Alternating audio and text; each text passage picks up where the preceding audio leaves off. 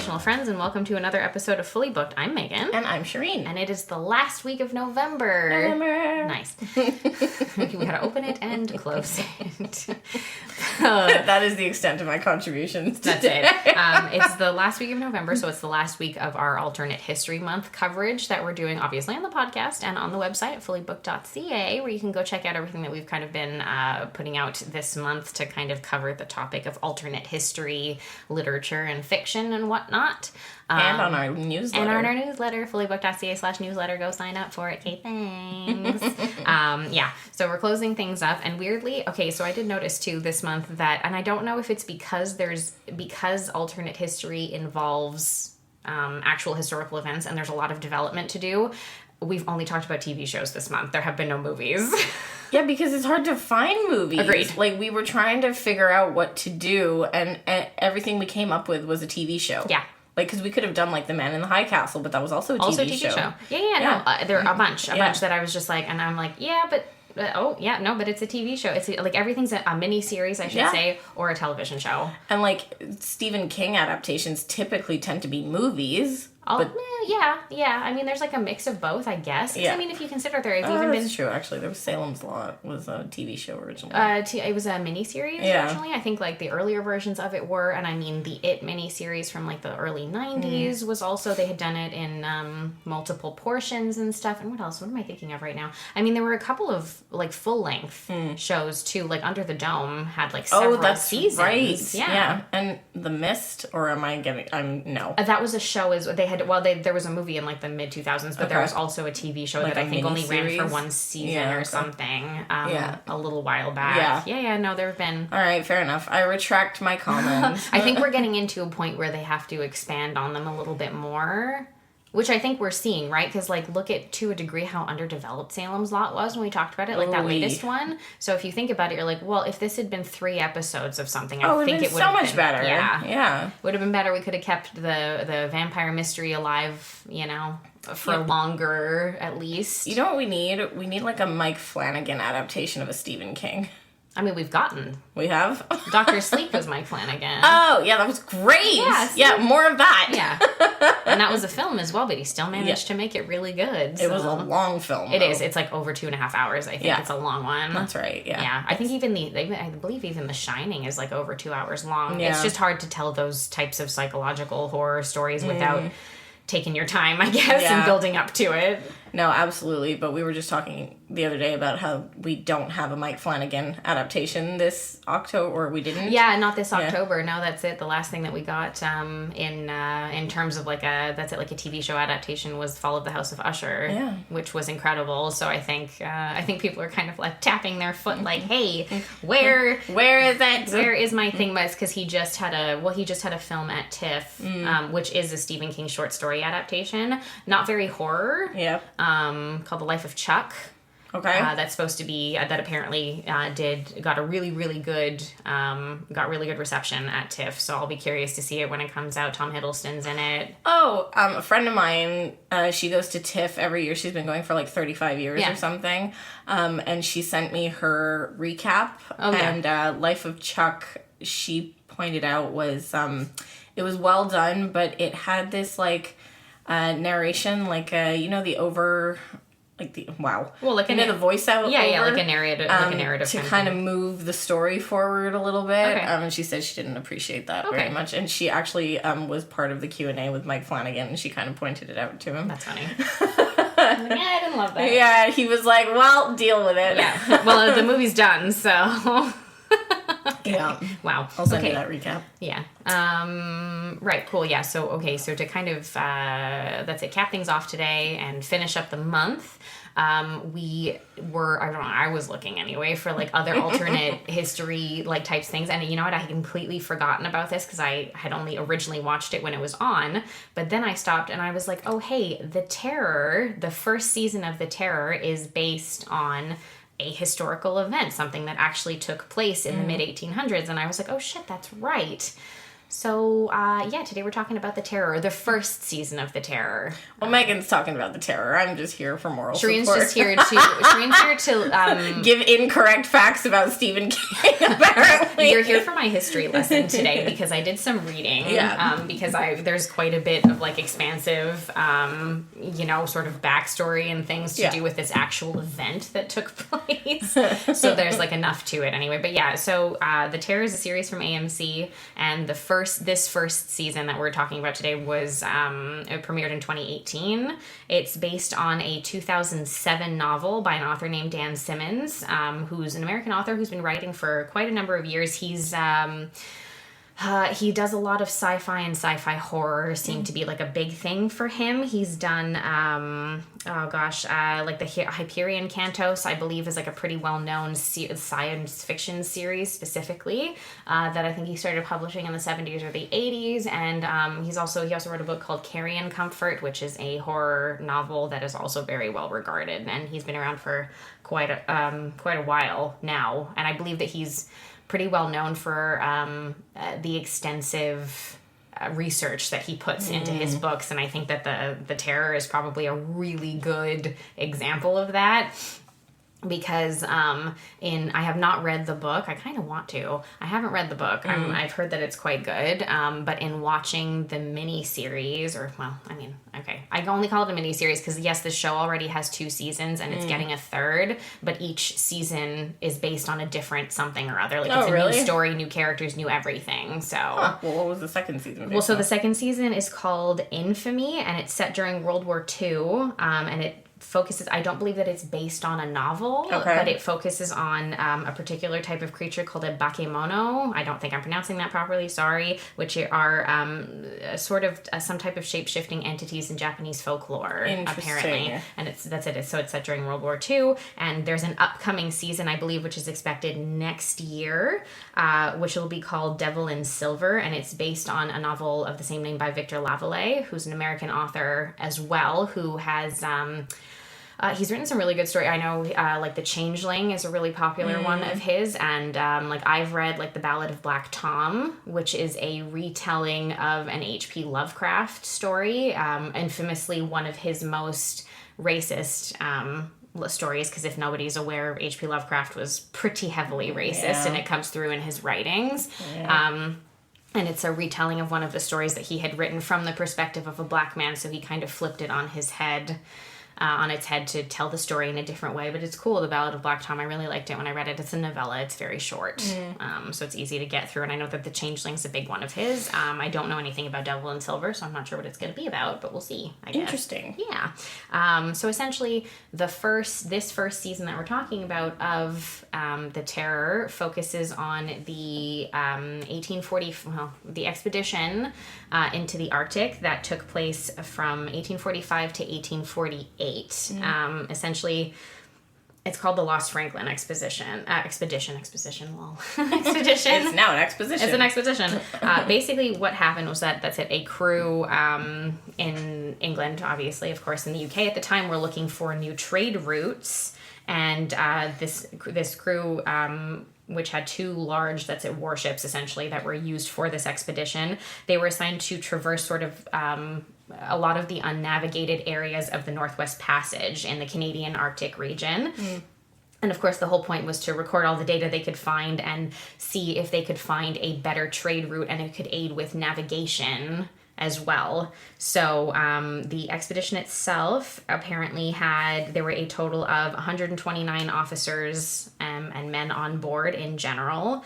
They basically took off. I have a whole bunch of notes about this that I was looking at that I was like, okay, yeah, that's it. So essentially what had happened is that obviously throughout like the 1600s and later, even prior to that, there were a lot of different very famous explorers and very famous expeditions that took place that were, again, attempting to find a shortcut through the western side of the world from Europe to Asia. Like, that was the main, for trade route purposes, that was like the main thing, right? So there were a lot of famous explorers, Vasco da Gama, Christopher Columbus, and things like that, who had attempted all of this throughout like the 15th century, basically. Which is how they discovered North America. Exactly. And that's it. So by the mid-19th century, basically, there had been sort of countless expeditions that had been done to try to do this, pretty much.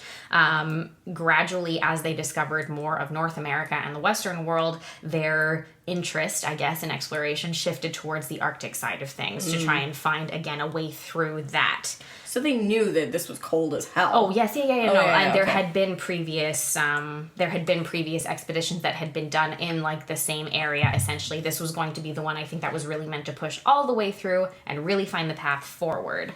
Basically, in the early 1800s, there's a man named Sir John Barrow who is in the novel and in the television show as well. Like, anyone who's named in this TV show was a person who was on this expedition. Dan Simmons did a lot of research into this as he was writing the novel. That's it. So Sir John Barrow was Secretary of the Admiralty, which apparently he held, it was a post that he held until 1845, and he was one of the people who was pushing the Navy to, make these expeditions, go into the Arctic. And so there had been several people already who had mounted different expeditions as well. And for the earlier expeditions that were done, my God, I can't do it today. Jesus. I should be playing a drinking game for every time Megan says exposition. You're pregnant, Shereen. I know.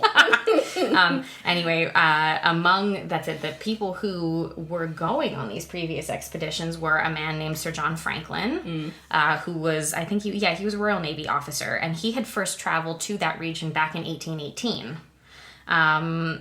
So he already had some familiarity with it to a degree, but all of the discoveries that they made up until this point, they kind of they had narrowed down their search area. Basically, we've gone here, we've gone here, we've gone here, and now, hey, where we haven't really looked is in this one specific in the area. Really what are they? Cold area. According to this, the area itself was roughly 181,000 square kilometers of unexplored territory. That's a lot. It is, but it's also, in the grand scheme of things, on a ship. It's not that crazy. Yeah. Yeah. So yes, so when it came time for this whole expedition to be mounted, John Barrow had some thoughts about people, I guess, that he wanted to have take over the expedition, but there was fucking hell. But there were people who essentially Sir John Franklin's name wound up coming up, but he was not even first, second, or third choice for John Barrow initially. Oh, really? He wanted other people to do it. But anyway, what was his beef?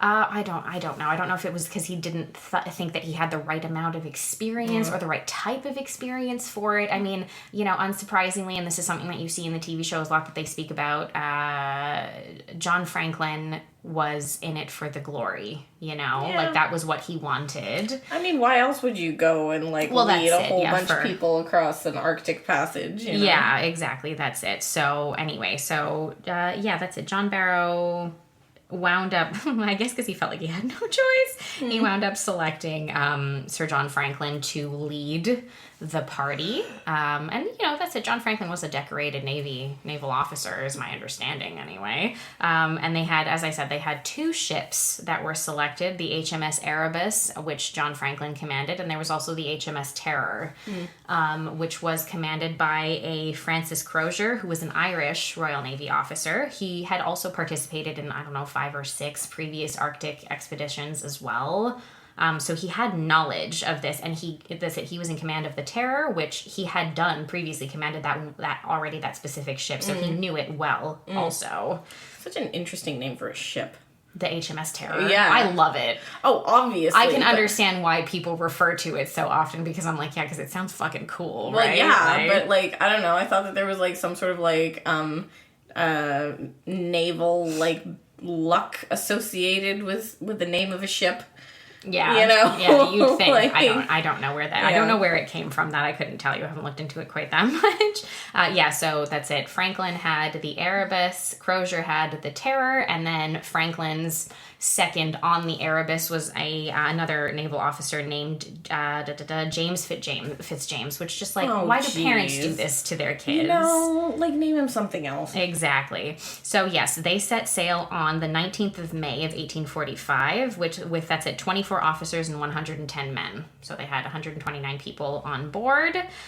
They traveled to Scotland first to get supplies, and then from there they sailed through to Greenland, basically. They had to backtrack a couple of times while they were there, because they started going in one direction. They were like, fuck, okay, never mind, wrong one. And then basically what it says pretty much is that there were some people who were actually discharged prior to them getting stuck, which is essentially what wound up happening to them. And the expedition itself was last seen by Europeans on the 26th of July of 1845, so only a few months after it left. There were people who had encountered them who were also in neighboring ships in the area, essentially.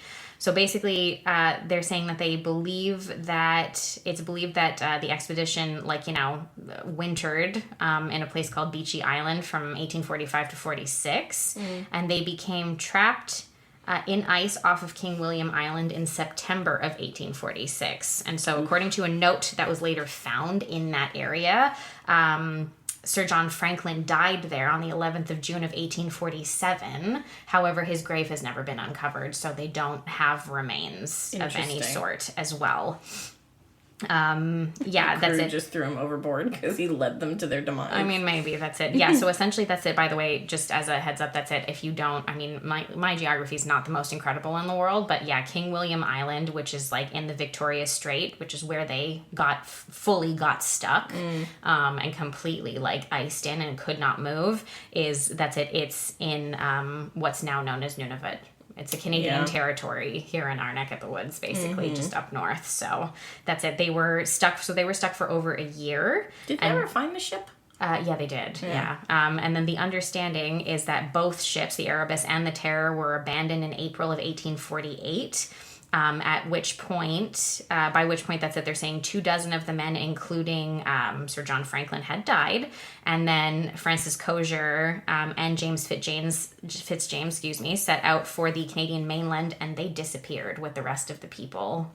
I mean, yeah, where were you going to go on foot? They must have completely ran out of supplies at that point. Yes, they'd been going for almost 3 years. That was part of the problem. So, by 1847, Sir John Franklin, who had probably already died at this point, his wife, Lady Jane Franklin, who was actually an explorer in her own right as well, fascinating. I read that she had been one of the first to visit some, newer unexplored areas in New Zealand and all kinds of things. She sounds like a fascinating woman. Yeah, she sounds fascinating.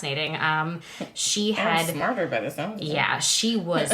She pushed the Admiralty to launch a search because she was it is not normal that it has been 2 years and we've not heard anything from anyone.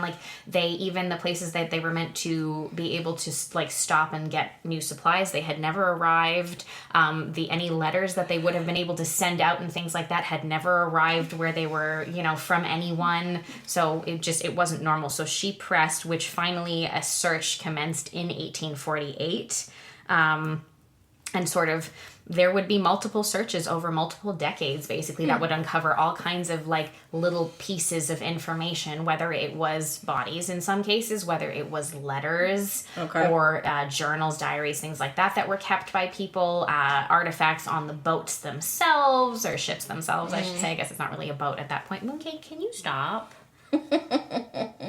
There's always a pet around There's always us. someone doing something, eh? Yeah.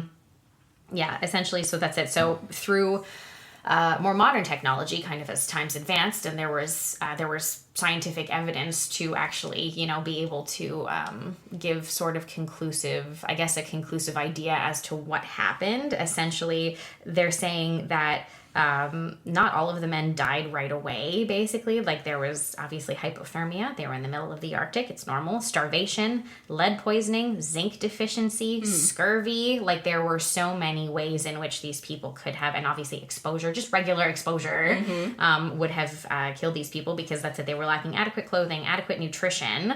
And it's sometime in those years, in those couple of years, everyone died. Jesus. There were no survivors. There are rumors also, and that's something that probably adds a little bit more of the mystique to this, is that the terror. Yeah, she says, "Wow," and is that there are cut marks on some of the bones that were recovered during the studies, and they also supported allegations of cannibalism that might have occurred later on. I mean, like, they must have ran out of those supplies at some point. Yeah, it's not great. And like, if only 24 men died by 48. Yeah. Like, there was still a fair few of them on that ship. Exactly. So, that's it. So that's it. As I had said, the fate of like Francis Crozier, James Fitzjames was like, we were a little bit unknown to a degree, apparently until 1859. When a note written by the two of them was discovered on King William Island, which was during, one of the many recovery expeditions that had occurred since then. It was dated the 25th of April of 1848, and the notes indicated that the ships, which had been stuck, obviously that whole time, had been abandoned. 9 officers, including John Franklin, and 15 crewmen had died, and their intention, according to that note, was on the 26th of April to set out for the Canadian mainland on foot. Oh, wow. Essentially. However, my understanding is that, there are some remains in the years since that have been recovered, but the majority have not. Yes, some of the people who had died on the ships were still there. However, much of the group, I think, that had set out were never found.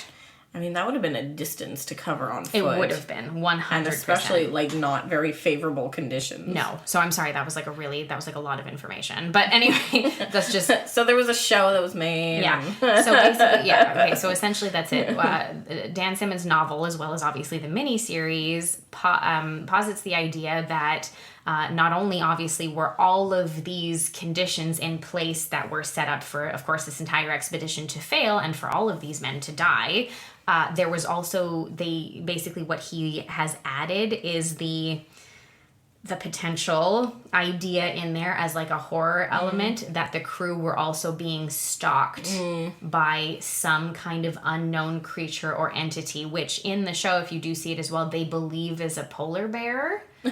However, well, in the Canadian Arctic, it's possible. Well, yeah, I'm just saying, like. However, technically, what we learn throughout the course of the series, because there are also interactions with the Inuit people who live in there, so the indigenous populations that live there, like Francis Crozier's character, for instance, the Irish officer, he speaks the same language as they do. He's able to communicate with them, and there are a couple of others as well who you can tell are obviously on this expedition because they can translate. Wow. As well. It's smart. Intelligence was put into these things. Like, it's pretty fascinating if that was the case, because these would have been languages that would not be, like, well known. No, not particularly. This indigenous population had probably barely been spoken to. However, Francis Crozier, I think that's it, had gone on about 5 prior Arctic expeditions. Okay. So I can only assume that he took the time to learn. That makes sense. Yeah. And you see the big difference, like, in the show anyway, the way that they're portrayed is that's it. John Franklin was very much like, we're going to go be the first to do this, and it's going to be great, and la-di-da, whereas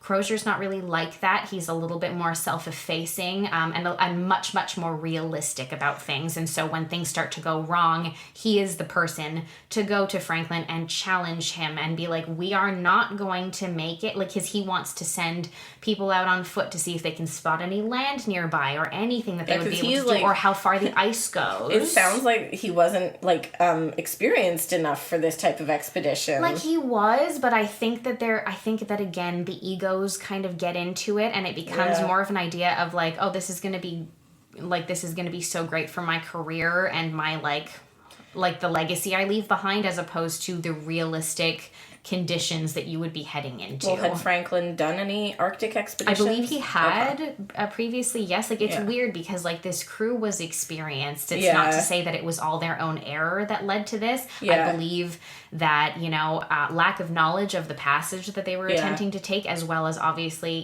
depending on the year, we've all seen, right? Like, conditions can change from one winter to the next. True. We don't know. It's true. And time of year and all this. And I can only imagine in, 1845, 1845 to 1847, the Canadian Arctic would have been a very intense place to be. I can imagine. You know?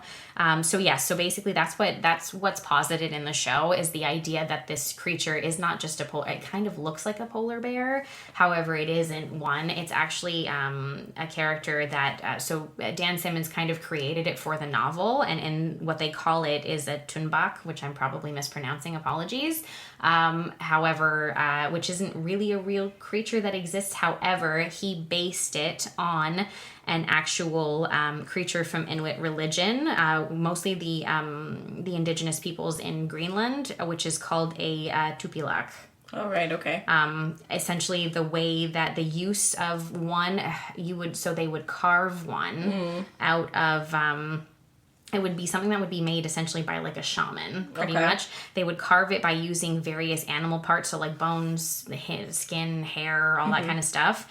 And there were like ritualistic chants that would be used, and then it was supposed to be placed into the sea, and that would be used to seek out and destroy an enemy. I see. So in this particular case, the way that everything works in the course of the story, like in the show, is that the family of indigenous people who are there already in the area, who know that the expedition is there. It's unclear as to whether they created this Tunbak thing to and sent it after the crew, or whether they already had one, essentially, that they were controlling, because the woman who they wind up spending the majority of their time with, they call her Lady Silence, because she doesn't really speak.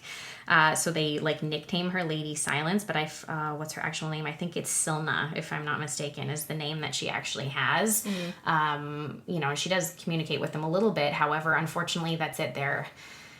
They accidentally run into one another while there's a group of people who have gone out to see how far the ice goes, and her father is shot by one of the officers. They bring him back to the ship, and unfortunately he does die. And there's a conversation between her and her father prior to his dying where he's saying, well, you have to deal with it now, like it's yours to command and take care of. And she's like, I can't do it, like I can't do it. Like there's a whole conversation that happens between the two of them that you're like, what does that mean? And they do, like, they keep the Tunbak, like, hidden for a large period of time. But essentially, at least what it kind of comes off as is that it was possibly created by, like, her family or the other peoples in that area. It could have been because of the expedition or prior expeditions that had taken place there. It's possible. But that's it. They had been kind of controlling it, and she does not have either the power or the wherewithal to do so. So the creature is doing what it wants which is slowly but surely taking out the crew. Like in the show, that creature is what kills Sir John Franklin. Right. Like it rips his leg off, and then he tries to crawl away, and it takes him and it kills him. You know. What's interesting about this one, is in terms of like an alternate history, as I'm listening to you talk about it, is that like based on all the research that the author did in the history and whatnot, it's almost like this one is, because there would be potentially like this type of legend in like indigenous culture.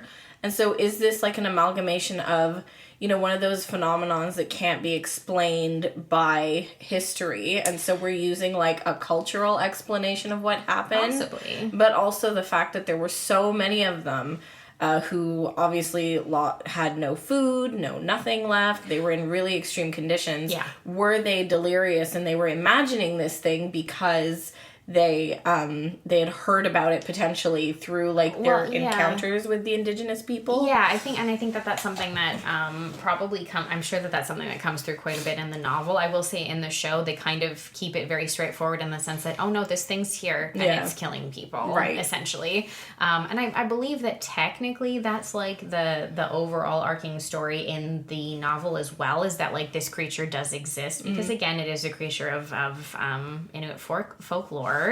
But at the same time, like I guess it could have been when Simmons was writing the novel that it was like an interesting way for him to kind of explore that idea of like, oh, at some point were they all delirious and going crazy? And then when you're going crazy, what would you maybe have seen? Yeah. And so perhaps it was simply a polar bear that was hungry and was going after the people who were close by, but perhaps it was something completely different as well. Like, we don't know. And I mean, I didn't read anything to indicate that any of the crew seemed to have been killed by an animal of any sort. However, in saying that, you know, when Crozier and Fitzjames left with the troop that they left with, who knows what happened to them, right? Yeah. Like, we have no idea. The last thing that they have is that note indicating on the ship that was basically like, we're leaving. This is what we're trying to do. Yeah. And this is how many people are dead. Yeah. So just, you know, which I think... If anybody finds this. Well, because I think they probably knew as well, didn't they? Like, they were leaving and they were like, we're probably not coming back. Yeah. So... Well, I mean, they knew what conditions they were going toward. Like, even if they had never been to the Arctic before, they had spent, like, 3 years trapped there, so they knew kind of what they were up against. Yeah. I will say one thing, like, you know, which I can only imagine that this mostly came from Simmons' imagining, as well as, like, the writers on the show and everything as well, are a lot of the interpersonal relationships between the crew members. There's a really good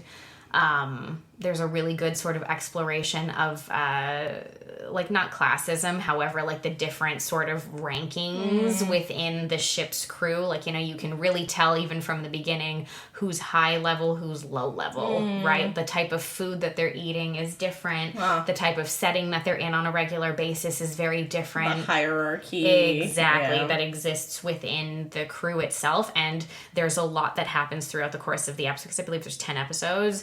There's a lot that happens throughout the course of the show to show, like, that's it, how, like, some lower level people at some point start being like, nah, we're not doing this anymore, and, like, you know, start working against or trying to do something. Essentially, to a degree, yes. Particularly, you see it after Sir John Franklin is killed.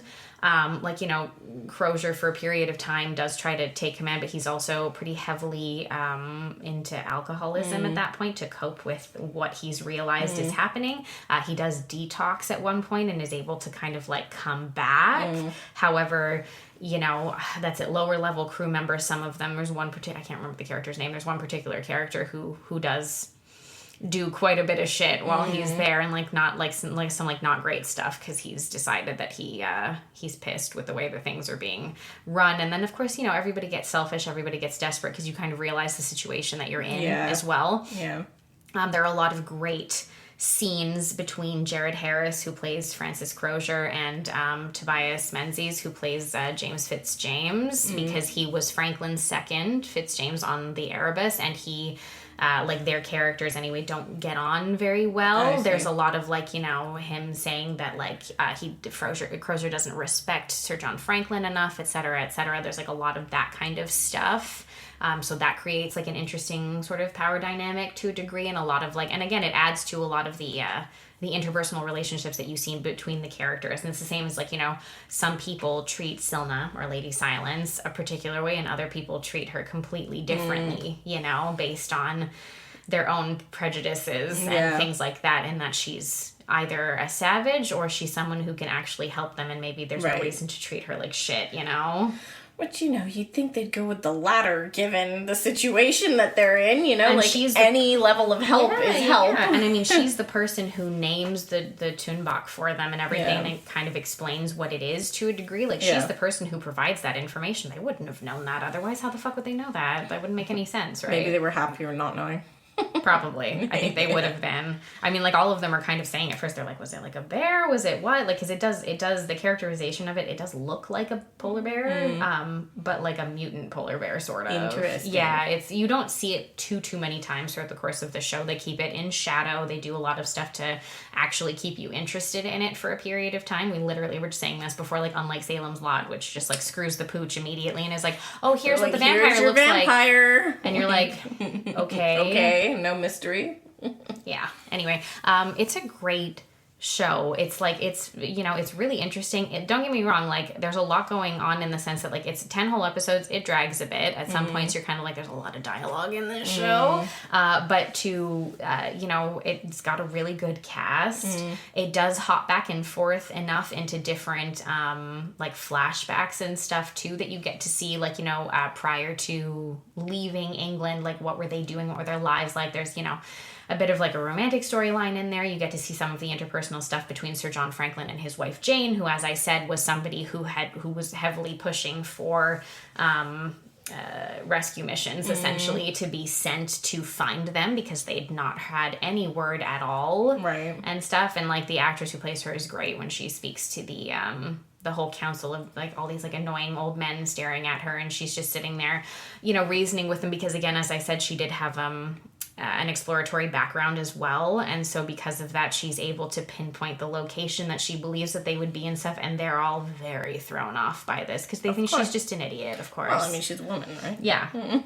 That's it. So it's nice that we do kind of get, like, you know, because, like, obviously the show is largely, like, male focused because all the characters on the ship were male, obviously, and all the men who, like, all the people who went out and did this entire crew was men, of course. It was. But it is interesting to see that the female characters who we do see throughout the course of the story are also fairly strong characters, like Lady Jane, her niece as well, who Frances Crozier has, like, a sort of romantic entanglement happening with.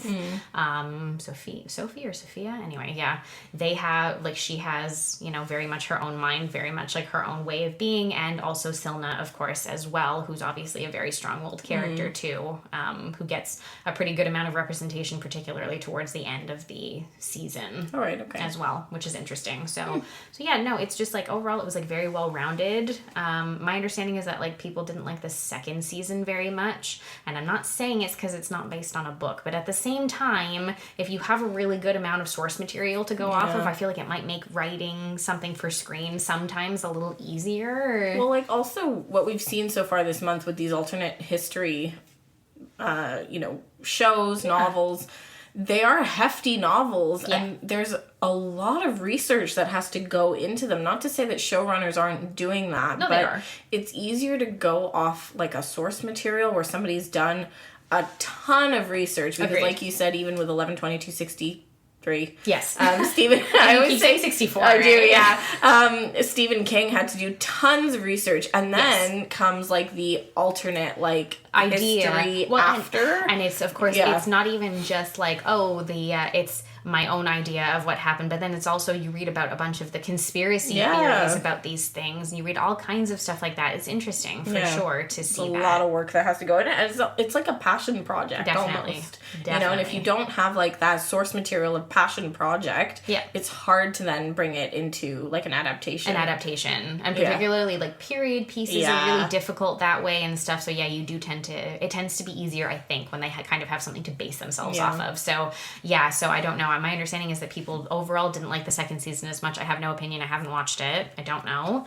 I haven't seen the first season. Yeah, I have, but I'll be curious to see, even with the newest season coming out, that's it. Victor Lavallee has a really interesting narrative structure to his stories, so I'll be curious to see in this case how that translates to screen for this. I have no idea what it's going to be like. I know that The Changeling got a TV show that was on Apple TV, I believe, last year maybe, or the year before, I can't remember. Interesting, a lot of magical realism, a little hard, a little non-linear, so, like, it's easy to lose track if you're not paying attention to what's going on.